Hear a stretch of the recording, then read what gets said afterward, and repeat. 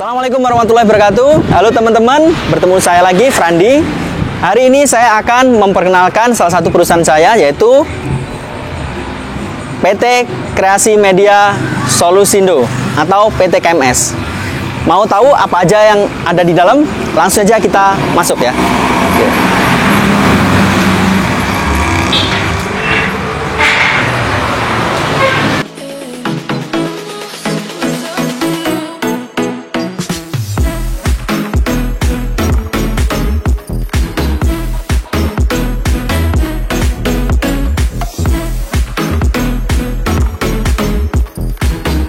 Yuk kita masuk ya. Nah, ini suasana kerja di KMS, teman-teman. Ini pada Mas Rizal kemana ini? Beli minum, Mas. Oh, beli minum, nggak usah dicari ya, lagi beli minum. Ini Mas Farid ya. Mas Farid di sini sebagai desain grafis, gitu ya. Jadi tugasnya desain semua keperluan desain kita. Jadi dari Dijin Agensi dan juga Tajira Media. Oke, kita lanjut ke sini ya. Ini ada say halo Mbak Ayu, Mbak Dila. Nah, ini Mbak Ayu, Mbak Dila di Tajira Media, jadi sebagai YouTube analis gitu ya, YouTube analis. Terus kemudian di sisi sini Mbak Nabila.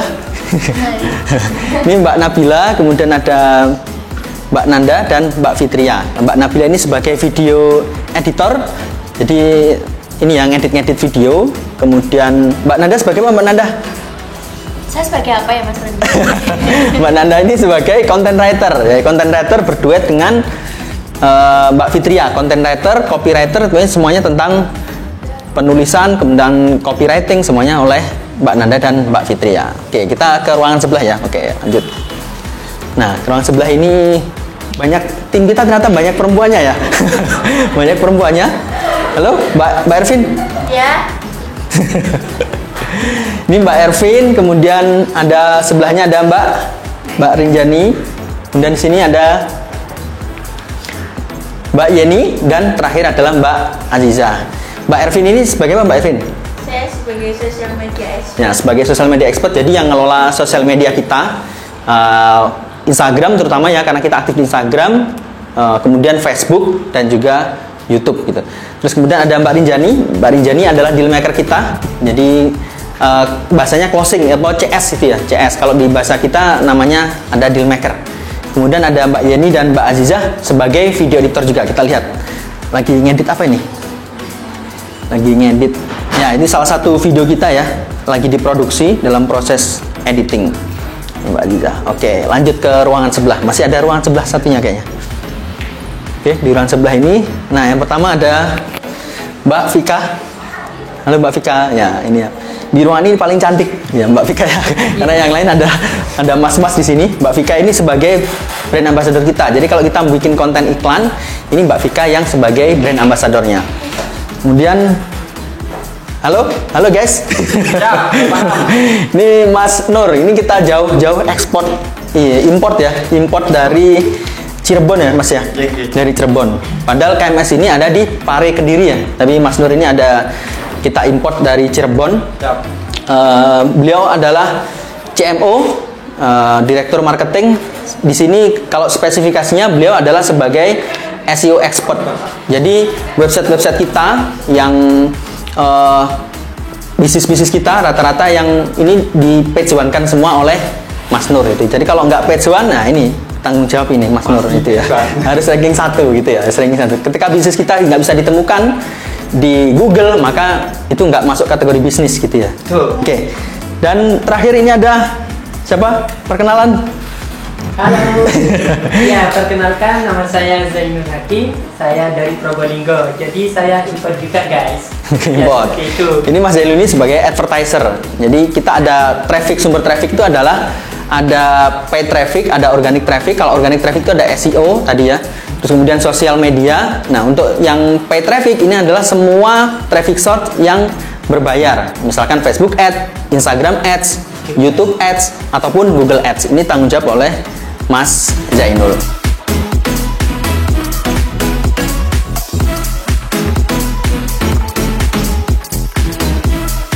Oke, kita duduk dulu ya.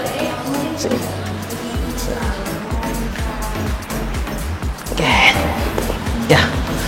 Nah, teman-teman, hari ini tadi di KMS bertepatan dengan akan kita adakan syukuran gitu ya. Jadi syukuran, nanti kita makan bareng-bareng, terus kemudian nanti ada ceramah dari Ustadz dan sekaligus doa untuk ulang tahun KMS yang keempat gitu ya. Acaranya tadi nanti kita makan-makan, kemudian ada doa bersama untuk KMS agar bisa lebih baik ke depannya.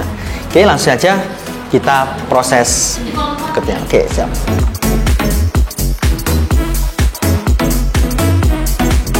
Bismillahirrahmanirrahim. Assalamualaikum warahmatullahi wabarakatuh. Waalaikumsalam warahmatullahi wabarakatuh. Ya, alhamdulillahirrahmanirrahim. Puji syukur kehadirat Allah Subhanahu wa taala karena pada siang hari ini kita bisa berkumpul di sini bersama masih dalam keadaan sehat walafiat. Shalawat serta salam selalu kita curahkan kepada junjungan kita Nabi besar Muhammad sallallahu alaihi wasallam.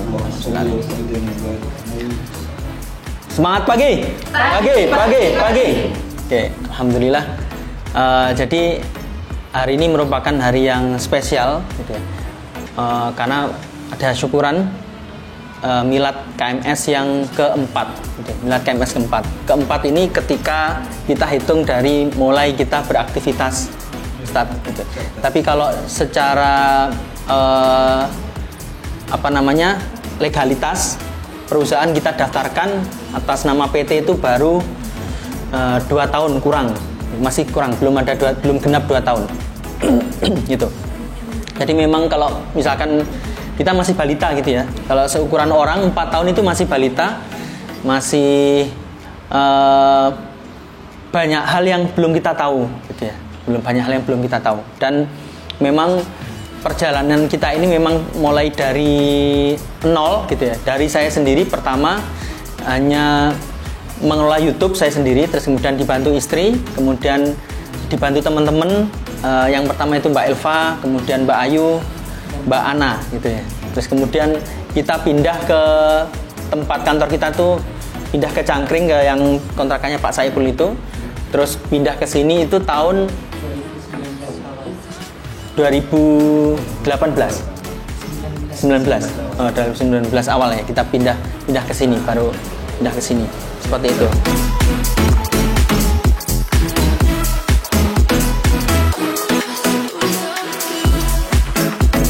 Itu aja mungkin dari saya. 11.04 nanti Jumatan juga jam 12. Terus kemudian masih ada dari Ustadz Mahrus, ada ceramahnya.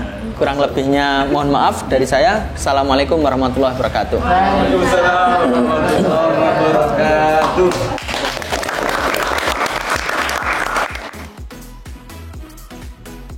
Semoga, tapi karena tadi diawali bahwa tumpengnya belum datang, kelihatannya kajian saya harus sampai ada yang ngetok pintu baru tumpeng datang, baru saya akhiri ya.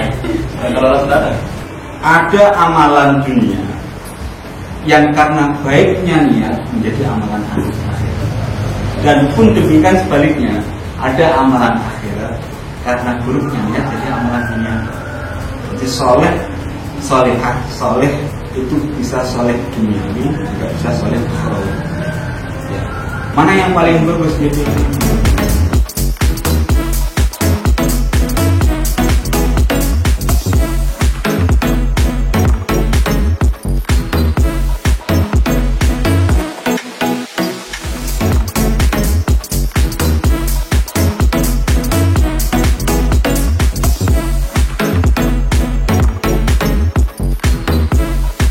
Oke teman-teman, mari kita bedah tadi ya. Kita setelah tur di Kreasi Media Solusindo, saya akan menjelaskan sebenarnya profesi apa saja sih yang ada di perusahaan digital marketing agency.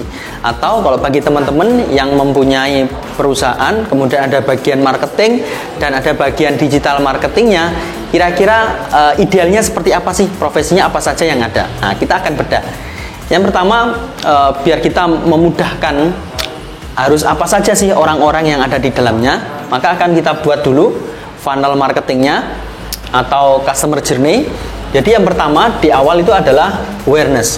Jadi awareness ini adalah bagaimana produk atau jasa kita diketahui oleh konsumen.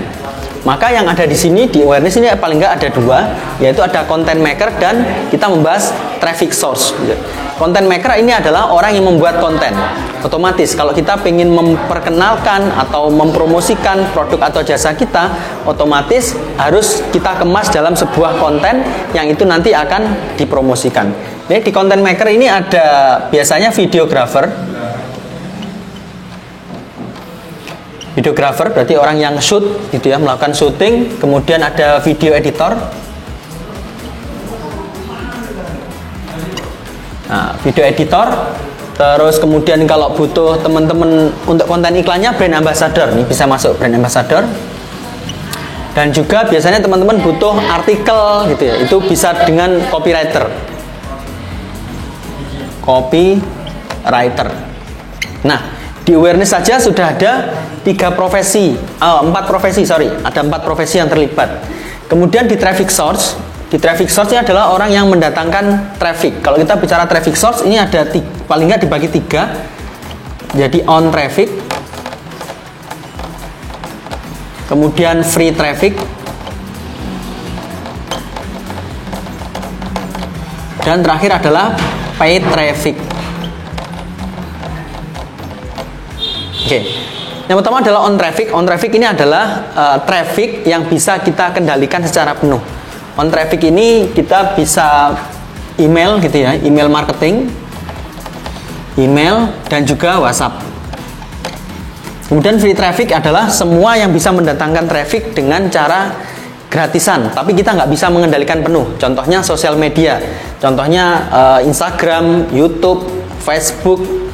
Intinya semuanya yang bisa mendatangkan free traffic, tapi ini kita nggak bisa mengendalikan penuh. Contohnya Instagram, YouTube, apalagi di Facebook dan lain-lain. Nah ini membutuhkan berarti orang-orang di dalamnya ini apa? Butuh social media expert. Jadi saya tulis di sini aja ya, profesinya adalah social media expert. Jadi di tim kita itu ada yang khusus memegang sosial media, yang ngurusin Instagram, ngurusin Facebook, dia harus paham. Tapi khusus yang free, yang organik, bagaimana menumbuhkan Instagram misalkan dengan cara organik, bagaimana kita mendapatkan banyak traffic dari Facebook dan lain-lain. Gitu ya. Jadi free traffic. Kenapa saya bilang kita tidak bisa mengendalikan penuh? Beda free traffic ini beda dengan on traffic. Kalau on traffic itu kita bisa, karena list kita, email, tinggal kita blast, otomatis kita bisa mengendalikan. Tapi kalau Facebook, Instagram itu kita tidak bisa mengendalikan. Walaupun kita punya banyak follower, belum tentu follower kita itu bisa kita promo semua. Karena di situ ada peran algoritma dari sosial media itu sendiri.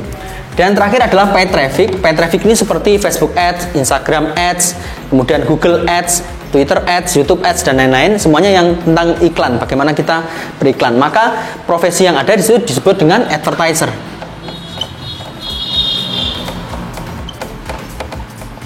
Advertiser atau pengiklan. Itu ya, di lingkup awareness seperti itu. Bagaimana produk atau jasa kita ini bisa diketahui oleh banyak orang. Maka butuh, pertama kita harus dikemas, konten kita dikemas. Ada content maker, ada videographer, video editor, brand ambassador, dan copywriter. Kemudian yang mendatangkan traffic itu ada di situ, berarti namanya social media expert sama digital marketer. Di sini ada orang yang khusus digital marketing ya. Terus kemudian juga ada advertiser. Biasanya di sini ada digital marketing strategis ya. Digital marketing strategis ini adalah orang yang semua ini, jadi biasanya yang mengepalainya disebut digital marketing strategis. Gitu. Jadi di traffic source ada social media expert dan juga advertiser. Kemudian masuk ke sini, funnel berikutnya adalah funnel acquisition. Jadi ketika orang sudah melihat produk atau jasa kita, maka mereka nyampe di landing page kita, gitu ya. Kita tawari produk yang ada. Nah di landing page apa saja yang harus ada? Di landing page itu kita akan membahas UI, UX dan juga copywriting, user interface, user experience dan juga masalah tentang copywriting di landing page kita. Maka profesi yang ada di situ ada namanya web developer, kemudian web designer,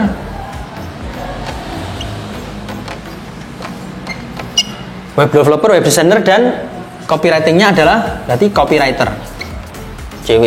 Copywriter. Itu di acquisition. Acquisition adalah PR-nya bagaimana orang yang sudah masuk ke website kita itu sebanyak mungkin bisa menjadi leads gitu ya. Jadi conversion leads targetnya. Maka itu harus user secara tampilan landing page kita harus bagus secara interface-nya, secara experience-nya, dan secara copywriting agar orang mau mengklik dan menghubungi CS kita ataupun mengisi form order gitu. Nah, di funnel berikutnya masuk acquisition, yaitu ada namanya. Jadi kalau kita sudah masuk activation, ini kita akan membahas tentang bagaimana leads yang sudah masuk ini bisa closing. Ini activation ini adalah kuncinya closing. Maka PR-nya yang orang ada di sini di closing itu adalah apa? Adalah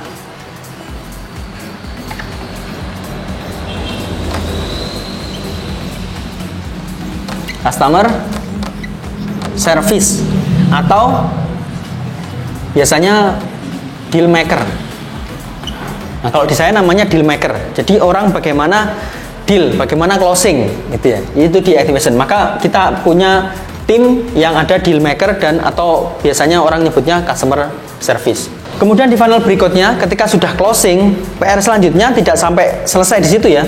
Maka PR selanjutnya kita sebagai perusahaan, sebagai tenaga digital marketing, maka bagaimana orang yang sudah closing itu membeli lagi.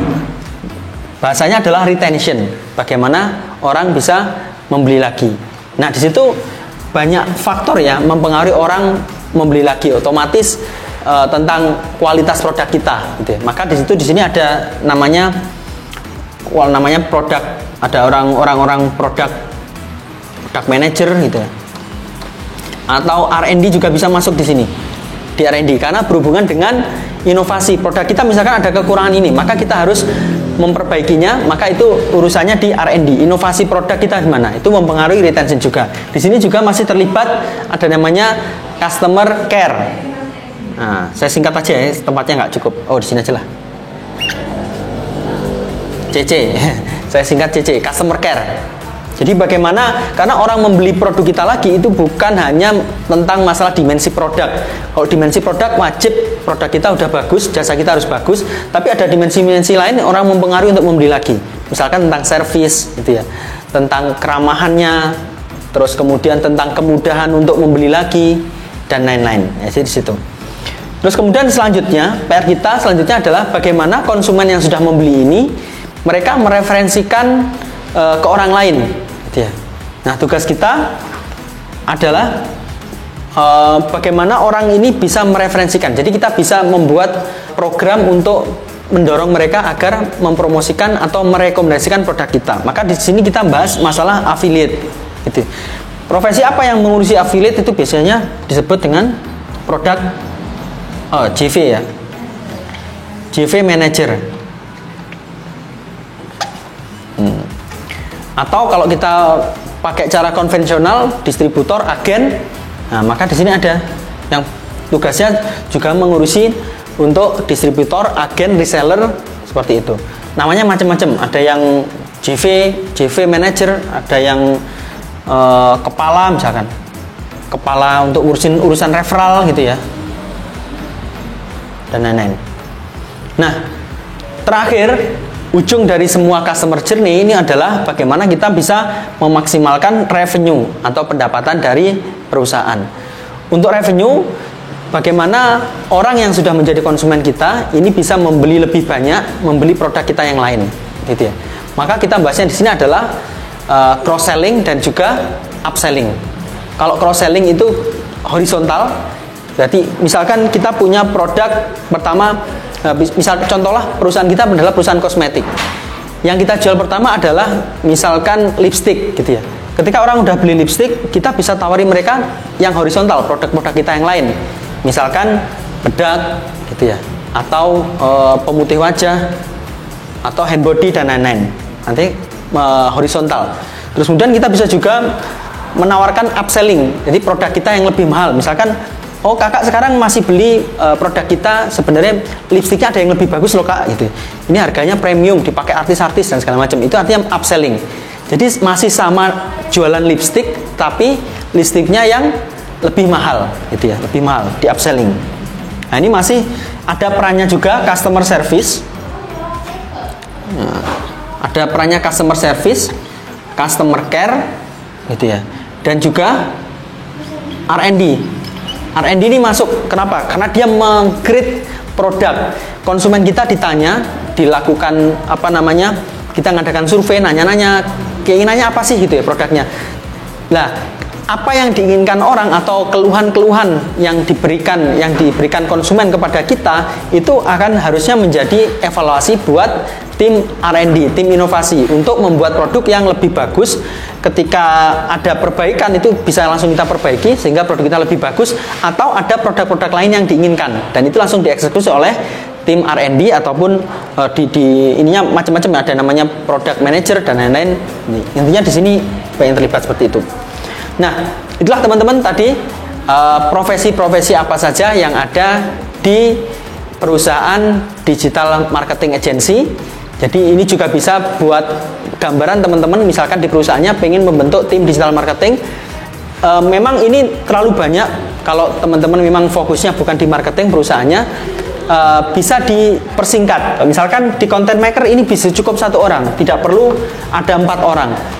Caranya gimana? Berarti kita ngerekrut orang yang bisa multi talent ini, bisa nyuting, bisa videografi, bisa ngedit, ya. Terus kemudian dia bisa menulis, bisa menulis juga gitu. Di Traffic Source juga sama. Jadi dia mempelajari social media expert juga, dia juga bisa ngiklan gitu. Di sini juga bisa, namanya biasanya hanya webmaster. Dia bisa web developer, dia bisa web design gitu ya. Dan dia juga bisa sekaligus copywriting gitu. Nah, di yang lain juga seperti itu, bisa dimampatkan sesuai dengan kebutuhan teman-teman aja. Jadi gitu. Jadi semoga sharing saya bermanfaat. Jika ada pertanyaan silahkan teman-teman bisa komen di bawah ini. Terima kasih. Assalamualaikum warahmatullahi wabarakatuh.